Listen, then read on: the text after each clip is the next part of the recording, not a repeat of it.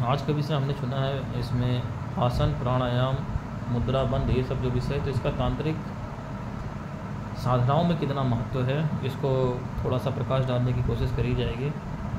देखिए, आसनों में जहाँ तक तांत्रिक साधनाओं की बात है या योग साधनाओं की बात है, तो सबके लिए एक चीज़ मैंडेटरी मैं कहना चाहूँगा, सूर्य नमस्कार अवश्य करें। सूर्य नमस्कार का कोई विकल्प नहीं है, उससे अच्छा कोई योगासन नहीं है।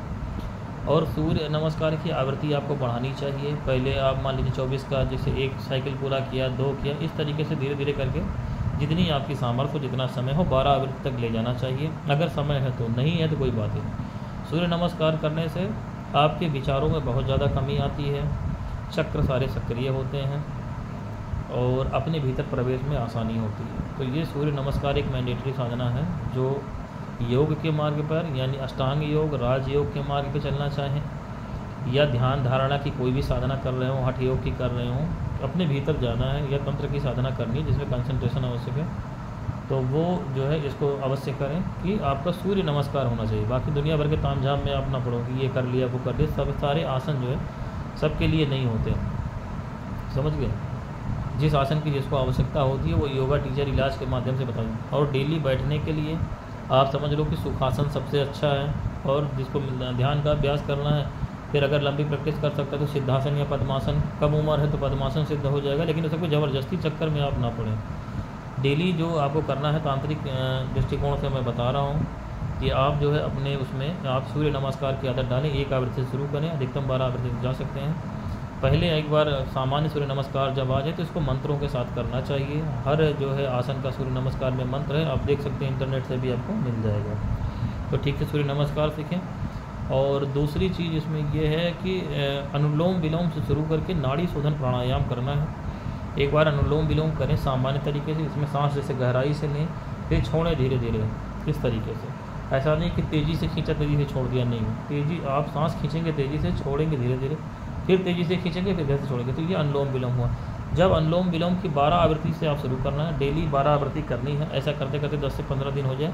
जब आपको लगे कि अनुलोम विलोम आपने करा और सांस वाँस नहीं फूल रही है, प्राणायाम करने के बाद तुरंत उठना नहीं चाहिए, 5-10 मिनट बैठे रहिए। उसके बाद आप उठ के चलना फिरना शुरू करिए, देखिए कि आपकी सांस बिल्कुल सही चल रही है, कहीं कोई दिक्कत नहीं, सांस नहीं फूल रही है। तब आपको इसमें फिर नाड़ी शोधन अगला चरण है। नाड़ी शोधन में क्या होता है, किसका अंतर क्या है, आपने सांस खींची, फिर सांस आपने रोक ली थोड़ी देर के लिए, जितना आसानी से रुकते, जब तक अंदर लगे कि हाँ रुक सकता है, दम नहीं घुट रहा है, उसके बाद फिर धीरे धीरे छोड़ दी। लेकिन इसमें ध्यान रखना, ज़बरदस्ती नहीं रोकना, जितना आसानी से रुक जाए रोकिए, और जब लगे कि नहीं रुकेगा बस धीरे धीरे छोड़ देना। तो रहेगा अनुलोम विलोम ही, खाली इसमें जो है पूरक, रेचक और कुंभक इसमें बढ़ जाएगा, मतलब सांस को रोकना है। ठीक, तो यही है कि इधर से शुरू करें, इधर से, फिर इधर से शुरू करें, इधर से। तो इस तरीके से नाड़ी शोधन प्राणायाम बिना फेफड़े पे दबाव डाले, बिना नाक में दबाव डाले 12 आवृत्ति से शुरू करना। शुरू में 12 आवृत्ति आपसे अगर तभी होगी जब आपका अनुलोम विलोम 12 आवृत्ति सदा होगा।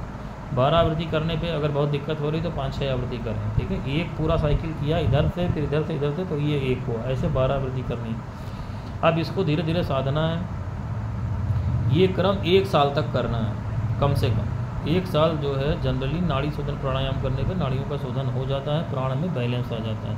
इससे क्या होगा, आपका अपने ऊपर कंट्रोल हो जाएगा, भावनाओं पे कंट्रोल हो जाएगा, विचारों में समानता आ जाएगी, समता आ जाएगी, उद्विग्नता नहीं होगी, ब्रह्मचर्य साधने में आसानी होगी, कंसंट्रेशन हो जाएगा, जिस विषय पे सोचना चाहेंगे गंभीरता से सोच सकते हैं।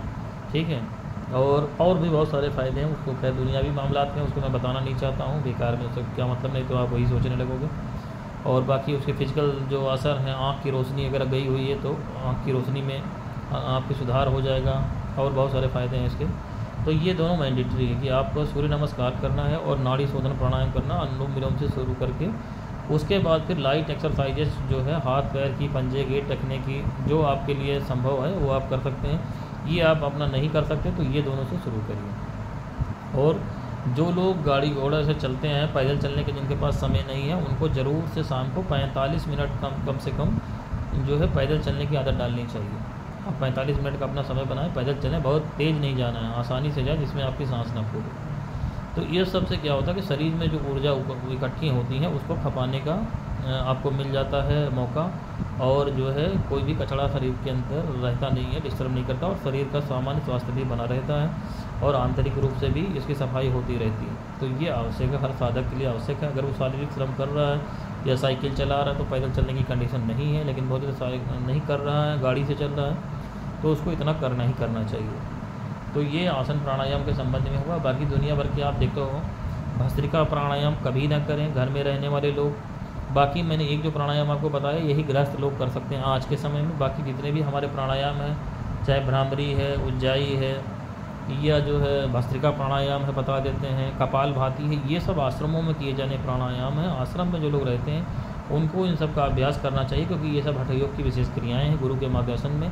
और दूसरी बात है, देसी घी इसमें बहुत आवश्यक है, क्योंकि प्राणायाम के उच्च अभ्यास से आंतों में बहुत ज़्यादा रुक्षता आ जाती है, इसकी चिकनाई खत्म होने लगती है, इसीलिए देसी घी की आवश्यकता पड़ती है। और देसी घी आप जो मिल रहा है बाज़ार में, आप जान रहे हो कौन सा देसी घी है। देसी घी शुद्ध होना चाहिए। इसलिए मैं सबको यही कहूँगा कि टीवी चैनल देख करके, इधर उधर की किताब पढ़ के या कुछ भी करके प्राणायाम में गलती ना करें। उल्टे सीधे प्राणायाम योगासन के अभ्यास ना करें, क्योंकि इनसे अगर नुकसान हो गया तो आपकी कुंडलिनी शक्ति डिस्टर्ब हो जाएगी, और उसको कोई डॉक्टर नहीं ठीक कर सकता है दुनिया में, जब तक कोई बहुत बड़ा गुरु ना मिले जिसका जो है आप समझ लो कि साक्षात ईश्वर ही की अवस्था वो प्राप्त कर चुका हो। क्योंकि कुंडलिनी को आपके वही देख पाएगा, नंगी आंख से तो कोई देख नहीं सकता है। तब तक आप फिर इस झंझट से निकल नहीं पाएंगे, आपका पूरा व्यक्तित्व बिगड़ जाएगा। क्योंकि कुंडलिनी ऊर्जा अगर एक बार उठी और गलत दिशा में चली गई, आपकी नाड़ियों में बैलेंस नहीं है। ये नाड़ी शोधन प्राणायाम जो मैंने बताया, ये प्राण को बैलेंस करने के लिए, इनका बैलेंस हो जाने पे ही कुंडलिनी उठने पर सुषुम्ना नाड़ी में प्राण का प्रवेश होता है। अगर ये आपकी दोनों इड़ा पिंगला नाड़ियों में बैलेंस नहीं हुआ, नाड़ी शोधन आपका नहीं है, तो कुंडलिनी अगर उठेगी तो वो चौपट हो जाएगी आप पूरी तरीके से। तो ये एक बहुत टेक्निकल बात है, इसमें ज़्यादा नहीं पढ़ने को मैं कहूँगा आपसे। लेकिन यही है कि जो है आप किताब देख करके और कोई प्राणायाम के चक्कर में ना पड़ें, इतना करें। सूर्य नमस्कार, नाड़ी शोधन प्राणायाम, कोई भी साधक हो, चाहे तंत्र साधक हों, चाहे आप मेडिटेशन का अभ्यास कर रहे हो या सामान्य स्वास्थ्य के लिए भी करना चाहें, तो इतना आपके लिए मतलब पर्याप्त है। बाकी जो विशेष क्रियाएं हैं जैसे त्राटक है, ये सब के लिए हम लोग विशेष ट्रेनिंग है, विशेष उसका महत्व है। तंत्र में त्राटक का बहुत ज़्यादा महत्व होता है। तांत्रिक साधनाओं में एक ये मैंडेटरी क्रिया है त्राटक का अभ्यास, लेकिन उसको मैं अभी इसमें नहीं बताऊँगा, क्योंकि उसके लिए अलग से एक वीडियो हम लोग तीसरी आँख की साधना का बनाएंगे। थर्ड आई जिसको बोलते हैं, तीसरी आँख, या इस्लाम में बोलते हैं नज़र खोलना, बातनी आँख, तो उस पर एक अलग वीडियो आएगा, तो उसमें मैं आपको बता दूंगा। बाकी जो है इसमें हठ योग की क्रियाओं में कुंजल क्रिया होती है। कुंजल क्रिया में कुछ नहीं करना है। अगर आपको एसिडिटी वगैरह बहुत जाती रहती है, खान पान आपका डिस्टर्ब है, तो हफ्ते में एक बार कुंजल क्रिया जरूर करें। 4 गिलास पानी गुनगुना कर लें, उसमें नमक डाल लें इतना कि पानी नमकीन हो जाए। वो 4 गिलास पानी आप बैठ करके एक बार में पी जाएँ, और पी करके थोड़ी देर टहलें। सवेरे ब्रश करने के बाद, कुछ खाया ना हो, थोड़ी देर टहलने के बाद ये दोनों उंगली इस तरीके से करनी है और मुंह के अंदर डालना, यहाँ तक ले जाइए, आगे पीछे इस उंगली को करिए और थोड़ा सा झुक जाइए आसानी से।